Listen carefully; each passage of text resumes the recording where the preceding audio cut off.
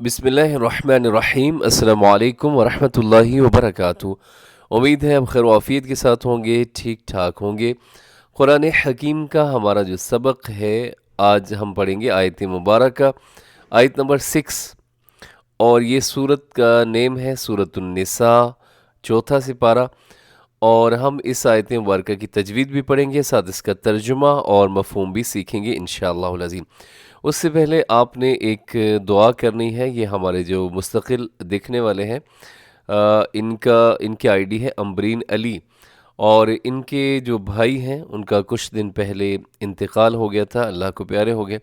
ان کے لیے آپ ضرور مغفرت کی دعا کیجیے، اللہ تعالیٰ ان کی مغفرت فرمائے اور ان کے درجات کو اللہ رب العزت بلند فرمائے، اور بحیثیت انسان جو ان سے کمی کوتاہی ہو گئی زندگی کے اندر، اللہ تعالیٰ ان کمی کوتاہیوں سے درگزر فرماتے ہوئے ان کے حق میں اللہ تعالیٰ بہترین فیصلہ فرمائے اور جنت الفردوس اللہ تعالیٰ ان کو عطا فرمائے۔ تو بلا تاخیر شروع کرتے ہیں اپنا آج کا سبق۔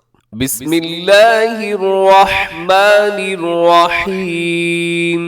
وابتلوا اليتامى حتى إذا بلغوا النكاح فإن آنستم منهم رشدا فادفعوا إليهم أموالهم ولا تأكلوها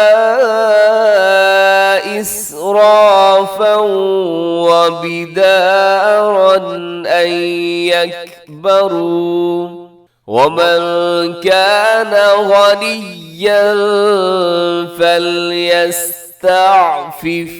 ومن كان فقيرا فليأكل بالمعروف،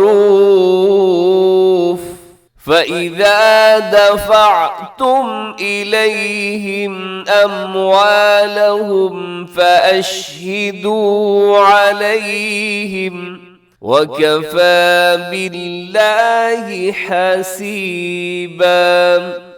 اس آیت مبارکہ کی تجوید دیکھیے گا۔ سب سے پہلے وَابْتَلُوا الْيَتَامَى، یہاں با جو ہے با حروف قلقلہ میں شامل ہے، تو با پہ قلقلہ کیجیے گا۔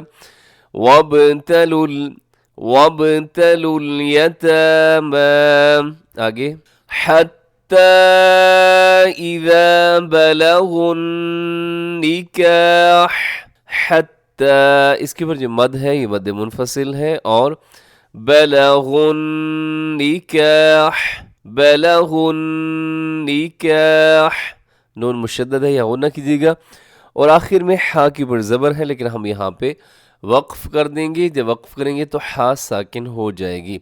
رموزی اوقاف میں سے یہاں پہ جیم ہے، جس کا مطلب ہے وقف جائز، تو یہاں رکنا جائز ہے، آپ رک سکتے ہیں، وقف کر سکتے ہیں۔ آگے دیکھیے گا فَإِنْ آنَسْتُمْ مِنْهُمْ، فَإِنْ آنَسْتُمْ، فَإِنْ نون ساکن ہے، نون ساکن کے بعد حمزہ ہے، تو یہاں اظہار حلقی آنَسْتُمْ مِنْهُمْ، یہاں میم ساکن کے بعد میم ہے ادغام شفوی، اور منہم میں نون ساکن کے بعد ہا ہے، تو یہاں پہ اظہار حلقی۔ منہم رشدا فادفعوا الیہم اموالہم، یہاں بھی مد منفصل ہے۔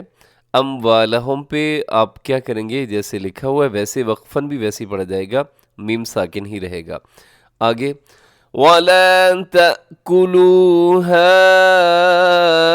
إِسْرَافًا وَبِدَارًا أَن يَكْبَرُوا، یہاں بھی تَأْكُلُوهَا، یہاں ایک تو جھٹکے سے پڑھیں گے، تا زبر حمزہ تا، اور اس کے بعد جو مد ہے مد منفصل چھوٹی مد، اس را سین حروف صفیریہ میں شامل ہے۔ آپ اس میں سیٹی کی آواز جو ہے وہ آئے گی، تیز سیٹی کی آواز، اسرافو، را موٹا ہے، سادہ لف جو ہے وہ بھی پر پڑی جائے گی، اور یہاں پہ ادغام ہو رہا ہے اسرافو وبدارن این، وبدارن پہ تنوین ہے، تنوین کے بعد حمزہ ہے، تو یہاں پہ ہوگا اظہار، اور این یکبرو یہاں ہوگا ادغام، نون ساکن کے بعد یا ہے تو یہاں ادغام کیجیے گا غنّے کے ساتھ. وَمَن كَانَ غَنِيًّا فَلْيَسْتَعْفِفْ. وَمَن كَانَ نون ساکن مد کاف ہے، یہاں اخفا کیجیے گا. غنیًّا مضبوطی سے پڑھیے گا کیونکہ یا کے اوپر ہے تشدید. غنیًّا فَلْيَسْتَعْفِفْ. یہاں بھی رموز اوقاف میں سے جیم ہے تو جیسے لکھا ہوا ویسے ہی وقف ہوگا کیونکہ آخر میں سکون ہے. آگے دیکھیے گا. وَمَن كَانَ فَقِيرًا فَلْيَأْكُلْ بِالْمَعْرُوفِ. جی آگے. فَإِذَا دَفَعْتُمْ إِلَيْهِمْ أَمْوَالَهُمْ فَأَشْهِدُوا عَلَيْهِمْ وَكَفَى بِاللَّهِ حَسِيبًا. باللہ لفظ اللہ یہاں پہ لکھا ہوا ہے، لفظ اللہ کو آپ پڑھیے گا باریک کیونکہ اللہ کے نیم سے پہلے آگے ہے با کے نیچے کسرہ زیر، جس کی وجہ سے ہم اسے باریک پڑھیں گے. اسے باللہ ہی نہیں پڑھنا آپ نے بلکہ وَكَفَى بِاللَّهِ حَسِيبًا. صدق اللہ العظیم. اب اس آیت مبارکہ کی آپ دیکھیے گا، اس کا ترجمہ دیکھیے گا. وَابْتَلُوا اور آزماتے رہو الیتامہ یتیم، یہ جمع ہے، حتیٰ یہاں تک کہ اذا جب بلغوا وہ پہنچے النکاح نکاح کو. فَإِن پھر اگر آنستم تم پاؤ منہم ان میں رشدن صلاحیت، فادفعوا تو حوالے کر دو الیہم ان کے اموالہم ان کے مال، ولا اور نہ تأکلوہا وہ کھاؤ اسرافن ضرورت سے زیادہ، وبدارن اور جلدی جلدی، ان کہ یکبرو وہ بڑے ہو جائیں گے. ومن اور جو کانا ہو غنین غنی ہو، فلیستعفف بچتا رہے یتیم کے مال سے اپنے آپ کو بچائے رکھے. ومن اور جو کانا ہو فقیرن حاجت مند، فلیأکل تو کھائے بالمعروف دستور کے مطابق.